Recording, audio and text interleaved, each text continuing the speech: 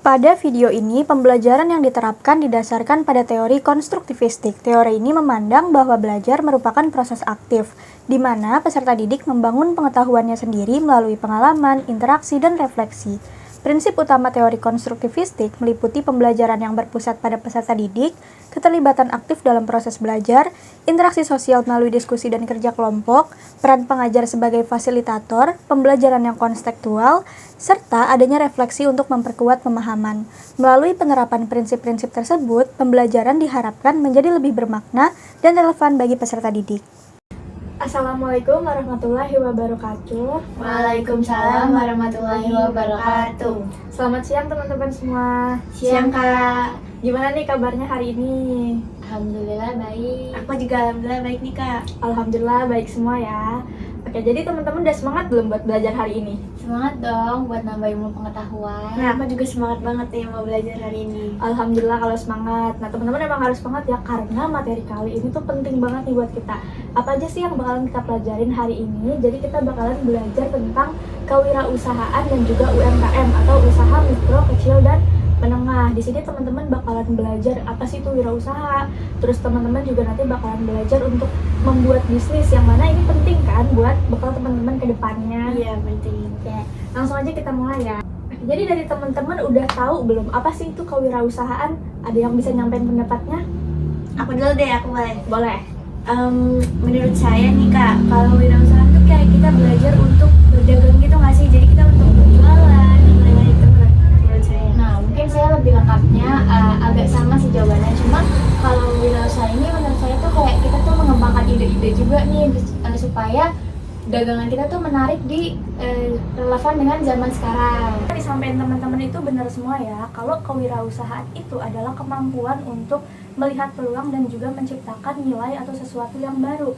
Yang dimana ketika berwirausaha itu kita dituntut untuk menghasilkan sesuatu atau barang atau jasa yang baru dengan memanfaatkan kreativitas dan inovasi yang kita miliki. Nah, ketika berwirausaha, seseorang yang melakukan kegiatan wirausaha itu disebut sebagai wirausahawan. Teman-teman ada yang tahu nggak apa aja sih ciri-ciri dari wirausahawan? Ini ya bertanggung jawab. Benar, ada lagi yang tahu? Jujur. Ada lagi? Ngambil resiko nggak sih? Harus Betul. berani itu. Jadi yang disebutin teman-teman itu benar ya, itu adalah ciri-ciri dari seorang wirausahawan. Yang pertama itu adalah kreatif dan inovatif. Jadi seorang wirausahawan itu harus kreatif dan inovatif karena mereka itu dituntutkan untuk menciptakan sesuatu yang baru yang belum ada sebelumnya. Dan itu pasti membutuhkan kreativitas dan inovasi yang tinggi kan teman-teman. Setelah belajar tentang kewirausahaan, kita juga akan belajar tentang UMKM. Ada yang tahu nggak kepanjangan dari UMKM? Nah, ini ya usaha mikro, kecil, menengah. Betul, kepanjangan dari UMKM itu adalah usaha mikro, kecil, dan menengah. Sesuai dengan namanya ya, jadi UMKM itu adalah usaha produktif yang berskala kecil atau menengah. Kayak misalnya nih teman-teman kan pasti sering jajan di pinggir jalan kan, kayak cilok, Ya, benar. terus somai. Nah, itu adalah contoh dari UMKM teman-teman. Kemudian yang kedua, kesulitan memasarkan produk. Jadi banyak juga UMKM yang belum sepenuhnya memiliki strategi pemasaran yang baik, sehingga tuh produk mereka kurang dikenal gitu oleh masyarakat luas. Oh, apalagi kayak pemilik UMKM gitu nggak sih Kak yang udah berumur, mungkin kan mereka kurang melek teknologi ya, sedangkan saat ini kita tuh pemasaran produknya rata-rata udah lewat media digital gitu, jadi mungkin sinyal luas. Temen udah pernah dengar belum tentang BMC? Belum pernah sih. Kalau aku mungkin udah pernah dengar ya, karena kan BMC kadang ada lombanya gitu ya. Cuma Ya. kalau untuk buat belum sih Kak. Ya, jadi BMC itu sederhananya kayak peta gitu loh, yang menuangkan rencana-rencana bisnis kita, di mana di dalam situ bakalan tertuang siapa aja sih pelanggan kita, terus apa aja sih nilai utama dari bisnis kita, sampai dengan gimana sih supaya bisnis kita ini bisa memperoleh keuntungan gitu. Ya, jadi BMC ini punya 9 komponen penting teman-teman di dalamnya. Yang pertama itu adalah customer segments, di mana customer segments itu berisikan tentang siapa sih target dari pelanggan kita, karena kan ketika kita berbisnis kita juga harus tahu ya siapa sih targetnya, jadi nggak asal tembak gitu loh.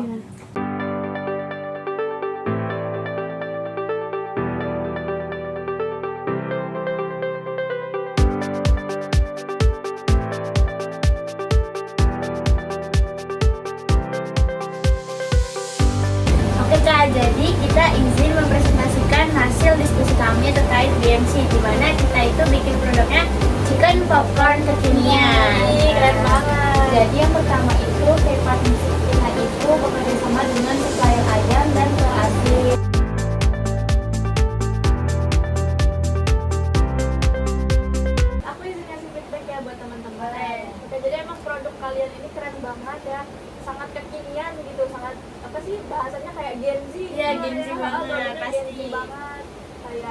tampilannya itu menarik, terus juga kalian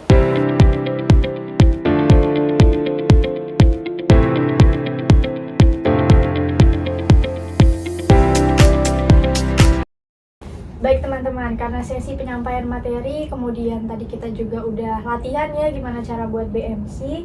Oke, sekarang selanjutnya kita bakalan masuk sesi after class talk. Jadi di sini aku pengen teman-teman tuh nyampein apa aja sih yang teman-teman dapatkan setelah belajar mengenai materi kewirausahaan, UMKM dan juga BMC.